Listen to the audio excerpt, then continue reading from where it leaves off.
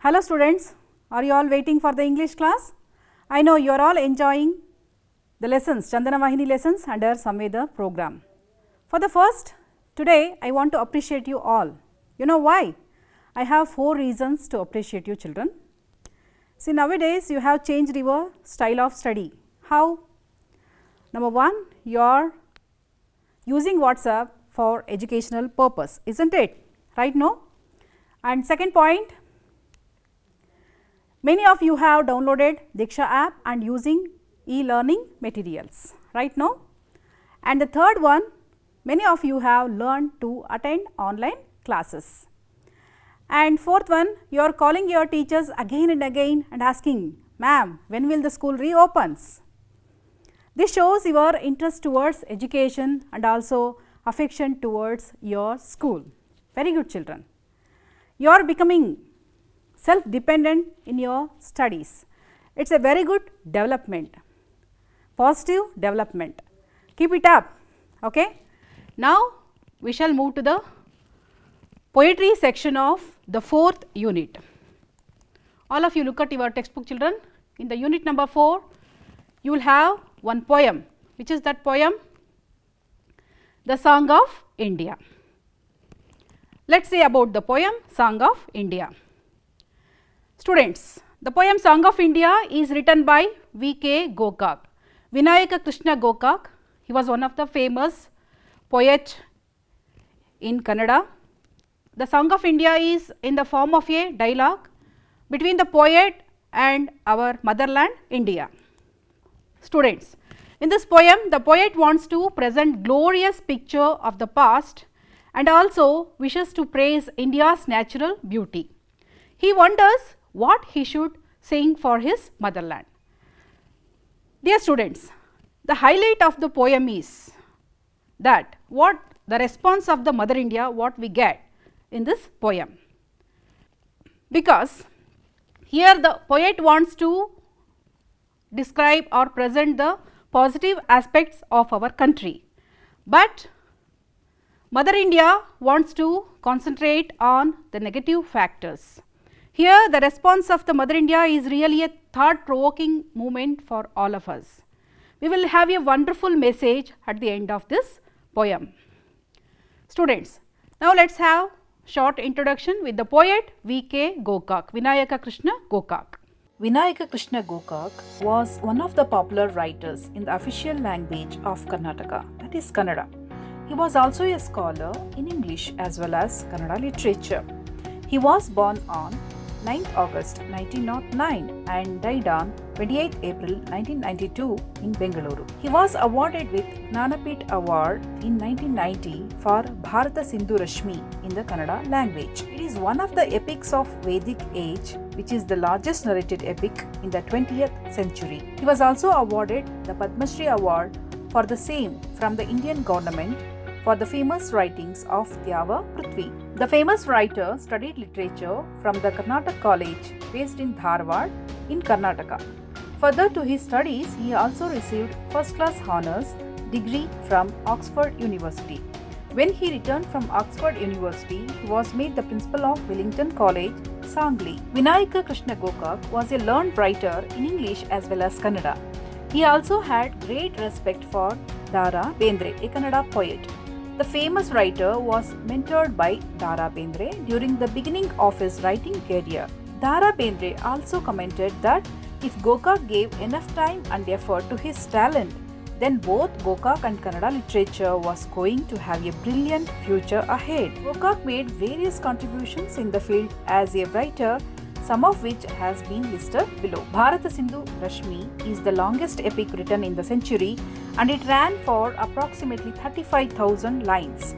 For this epic, he was honoured with India's highest literary award, Jnanapith, and doctorates from Pacifica University, USA and Karnataka University.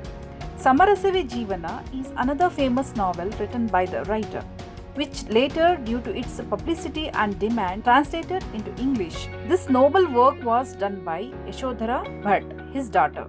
This novel was titled The Agony and Ecstasy. Vinayaka Krishna Gokak also penned down some of the best poetries, that is ಸಮುದ್ರ ಗೀತೆಗಳು, ಉರ್ನಭ, ದ್ಯಾವ ಪೃಥ್ವಿ, ಅಭ್ಯುದಯ, etc. The famous writer of the century has been the recipient of many awards as mentioned below. Honorary doctorates were offered from Karnataka and Pacific University, USA. Awarded with Sahitya Academy for Dhyava Prithvi in the year 1961. He was honored with Gnanapith Award for his longest epic, Bharata Sindhu Rashmi, in the year 1990. Apart from this, on 9th August every year, Karnataka State hosts a series of literary event in the memory of a great writer and poet. Now, students, all of you open your text, the poem Song of India. Now, I am going to recite the poem. All of you listen to it and also look into your textbook. What song shall I sing of you, my mother? I asked. Shall I sing of the Himalayas with their snow-born peaks? Of the three seas that wash your palm? Shall I sing of your clear dawn with its pure gold streaks? Said the mother, imperturbable, calm. Sing of the beggar, leper, that swarm my streets. Sing of the filth and the dirt that foul my sylvan retreats. What song shall I sing of you, my mother? I asked. Shall I sing of your rock-cut temples, epics in stone, of your children that died to call you their own, their very own? Of the seers and prophets that hewed the straight path for the man that pilgrims alone? Said the mother in indignant words that beat into my ears like gong, that flew about me a pitiful thing like great birds. Sing of the wrinkled face, indexing ignorance. Sing of the helpless child born in a bleak, dark home. Nervous I yet would ask, deeming it my task, what song shall I sing of you, my mother? What song? Shall I sing of the dam and the lake, of steel mills, the shipbuilding yard, of the men that work hard to technologize, to put you on the page of the atomic age? Said the mother, of this you may sing, but sing also of the strikes, early and late, of iron men that come in their wake, of class war and its correlate. Querulous I said, is there no song that I can sing of you, heart whole and alloyed? A song bathed in the stainless blue and vaporing in the void.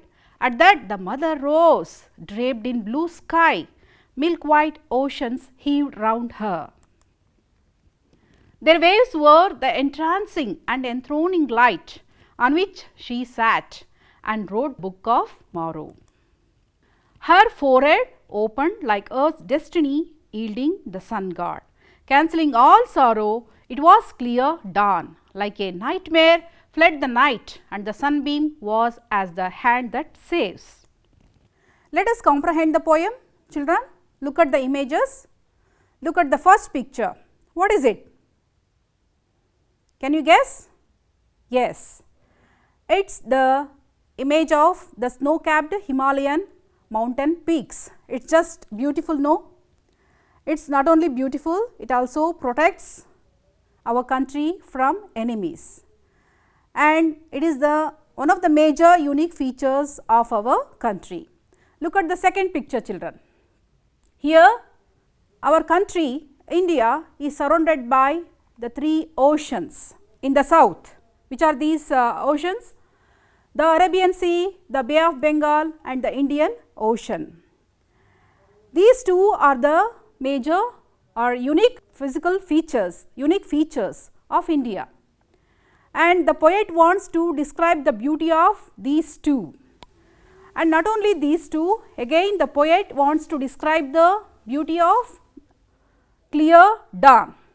You know the meaning of the word dawn, children? Munjane, kelidira? Munjane, dawn means munjane. The opposite of dawn is dusk. Munjane, musanje. Okay? Here the poet asks whether he should sing of the beauty of clear dawn with its pure gold streaks. ಅಂದರೆ ಮುಂಜಾನೆ ಸೂರ್ಯನ ಕಿರಣಗಳು ಹೊಂಗಿರಣ ಬೀಳ್ತಾ ಇರುತ್ತಲ್ವಾ ನಮ್ಮ ಭೂಮಿ ಮೇಲೆ, ಆಗ ನಮ್ಮ ಭೂಮಿ ಇನ್ನಷ್ಟು ಬಹಳ ಸುಂದರವಾಗಿ ಕಾಣಿಸುತ್ತೆ. ಸೊ ಆ ಒಂದು ಬ್ಯೂಟಿಯನ್ನು ಇಲ್ಲಿ ಪೊಯೆಟ್ ಎಕ್ಸ್ಪ್ಲೇನ್ ಮಾಡಬೇಕು, ಡಿಸ್ಕ್ರೈಬ್ ಮಾಡಬೇಕು, ಹೊಗಳಬೇಕು ಅಂತ ಹೇಳಿ ಇಲ್ಲಿ ಅಂದ್ಕೊಳ್ತಾ ಇದ್ದಾರೆ. So as a response to the question of the poet, the mother replies like this children. Mother India tells him to sing of the beggars, lepers that swarm her streets and filth and dirt that fall in her sylvan retreats. And also look at the image, children. Have you seen these images anywhere? Have you visited the places in Karnataka, Badami, Aihole, Patatkallu?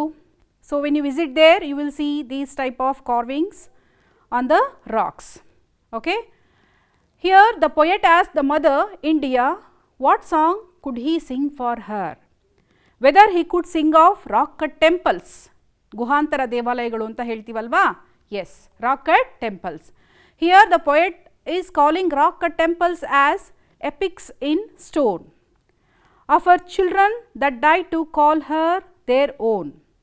See, here the poet is asking whether he could sing of rock cut temples, epics in stone, or of her children. Here her children refers to the people or the freedom fighters who sacrificed their life for the sake of the country. So regarding these two, the poet is asking whether he could sing it. And also the poet is asking again whether he could sing of the seers and prophets.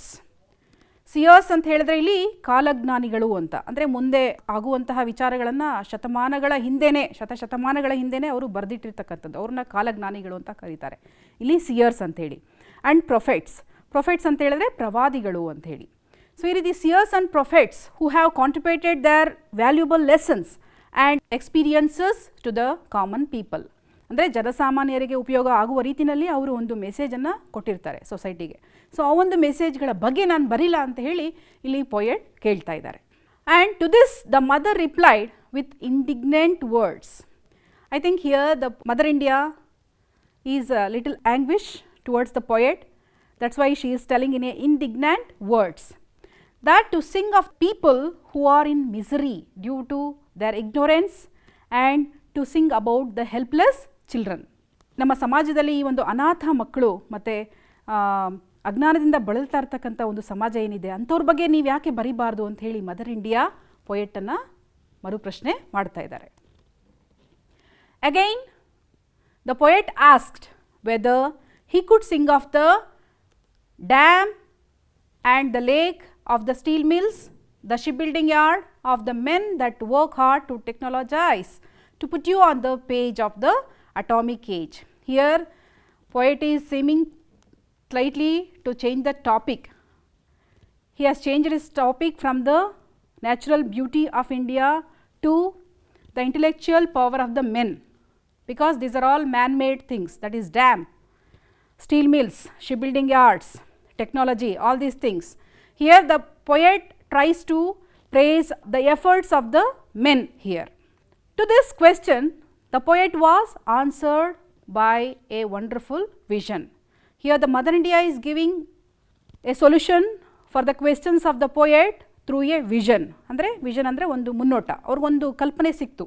ಈ ಒಂದು ಎಲ್ಲ ಪ್ರಶ್ನೆಗಳನ್ನು ಕೇಳಲಾಗಿ mother India ಒಂದು ವಿಷನನ್ನು ಇಲ್ಲಿ ಕೊಡ್ತಾರೆ. What is that vision? A vision of a new bright future. In the vision he saw the mother rise gloriously draped in blue sky. The three milky white oceans moved with steady power. Their waves were entrancing and enthroning light on which she sat and wrote the book of morrow. She is giving solution for all the questions of the poet through the book. Which is that book? The book of the morrow. She foresaw a new destiny, a new bright future, like the bright sun god. Here the sun seems to be a solution for all the problems. How? Because the sun is the one who destroys the darkness with his powerful rays. This new future wiped out the sorrow of her people, and this new future will arrive as a clear dawn. In this new future, the sorrows and hardships of our people will flee like a nightmare.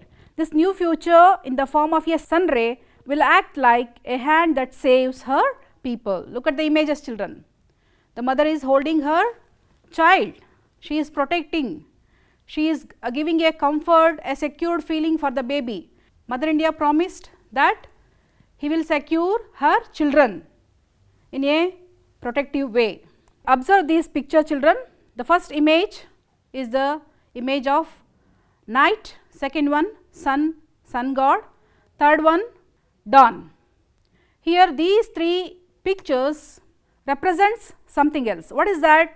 Here the night represents all sorrows of the people, and sun god represents the helping hands that saves their life, and clear dawn represents the bright future, calmness and good things. Okay, children, now we shall move to the next segment, that is new words. Here are some new words.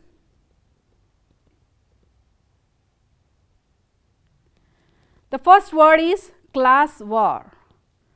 The meaning of the class war is conflict between the privileged and underprivileged. ಅಂದರೆ ಒಂದು ವರ್ಗಗಳ ಸಂಘರ್ಷ ಅಂತ ಹೇಳ್ತೀವಲ್ವಾ, so ಆ ರೀತಿ. So we can use the word in this way. We should put full stop to the class war and bring harmony in a society. The next word is swarm, which means crowd.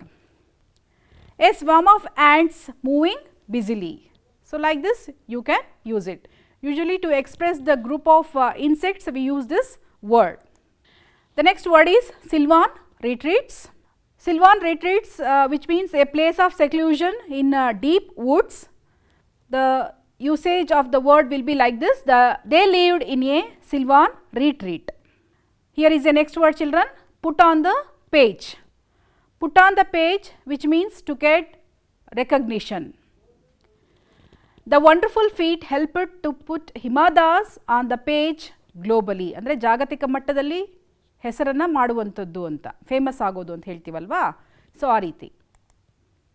Iron men refers to hard working people. Iron men are the backbone of the society, isn't it, children? Wholeheart, which means complete. I wholeheartedly accept your ideas. ಅಂದರೆ ಮನಸ್ಫೂರ್ತಿಯಾಗಿ ನಾನು ಅದನ್ನು ಒಪ್ಕೊಂಡಿದ್ದೀನಿ ಅಂತ ಹೇಳಬೇಕಾದ್ರೆ, so we use this word. Heaved, which means moved with power. He heaved the luggage onto his shoulder. Observe the picture, children. The man is taking the luggage with power, with energy. Querulous, which means complaining. Forgive me for sounding querulous. Students, as an Indian, we should feel proud about India's natural beauty, cultural heritage, ancient wisdom, glorious freedom movement, industrial development. But at the same time, we should aware of the negative factors also. Which are those negative factors, negative aspects that we are suffering today? You know, illiteracy is the biggest problem, illiteracy, and environmental degradation, ignorance, unemployment and different types of exploitations over the people.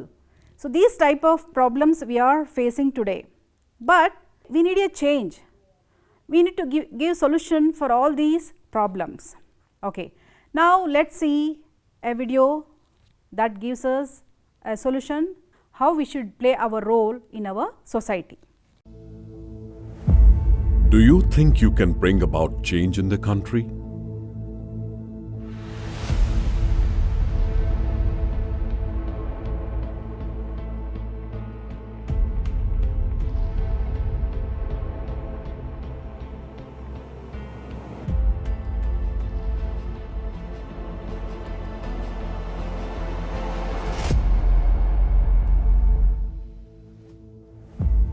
But I am not the government.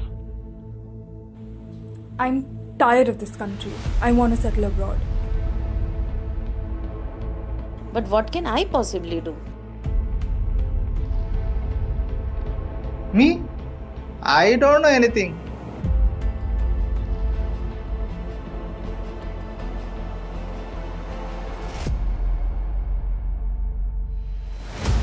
A nation that is rising needs people who can inspire change. Every small change which you think is meaningless makes a big difference.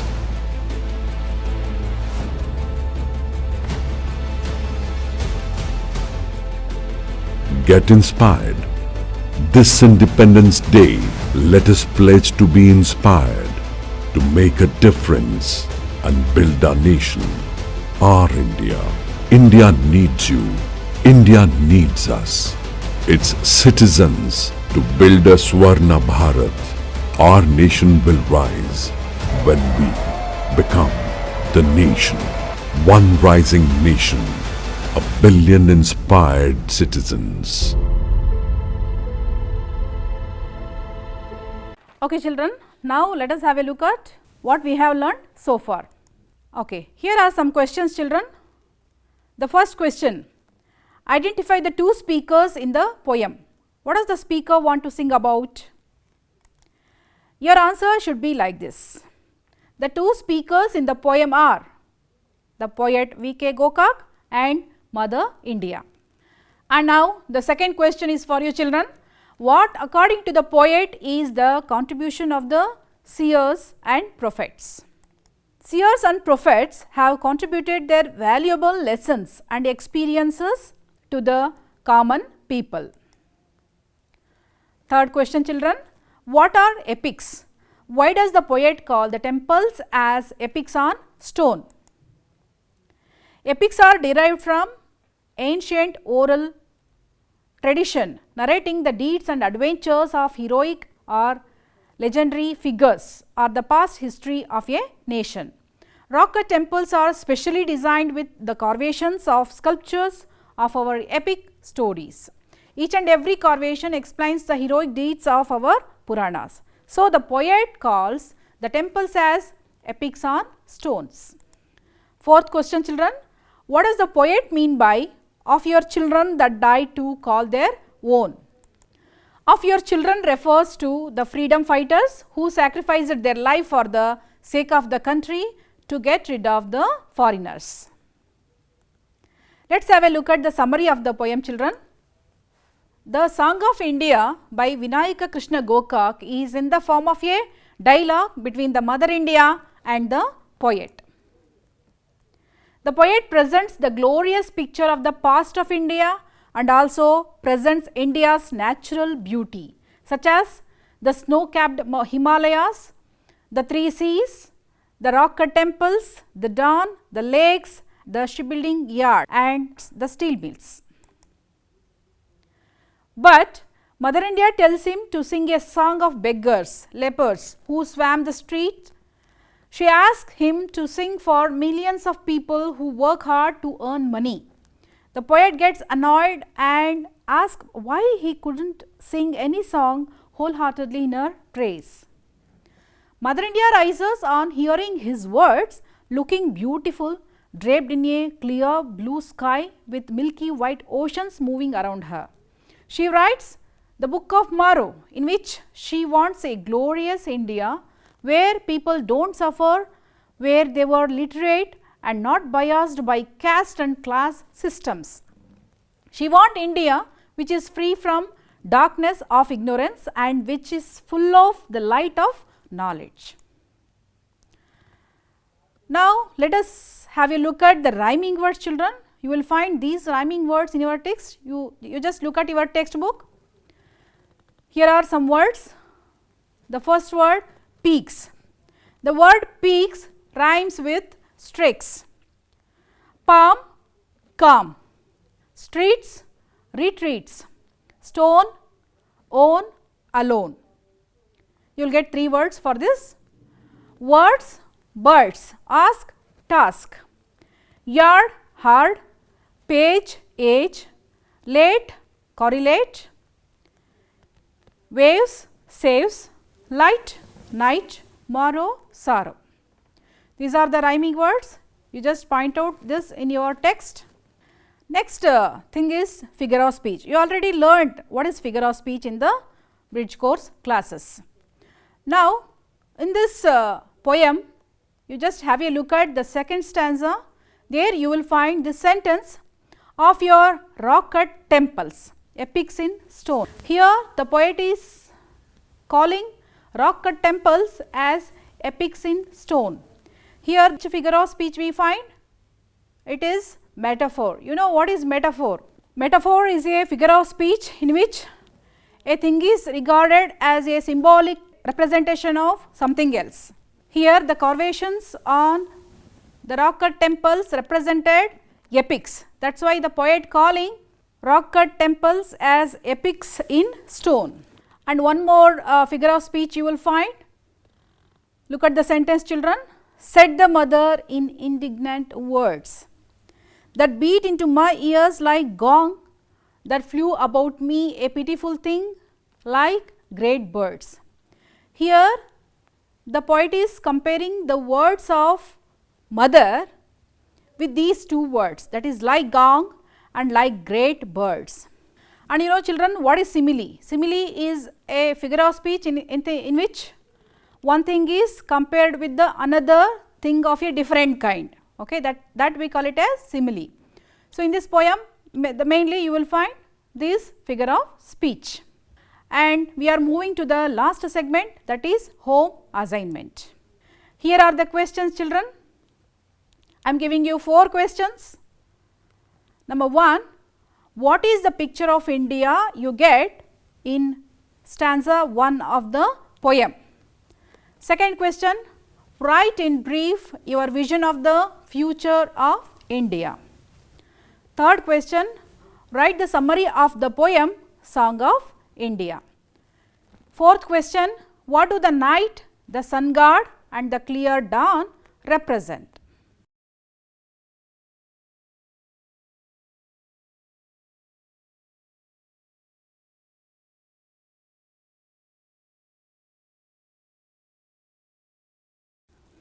At last, what is the message we get from this lesson, children? If we want to move in the progressive path, we should not only look at the positive aspects of life, we should also look at the negative factors or negative facts. This will make us to move in a progressive path. Okay, children? I think you got the point. Thank you very much. Have a nice day.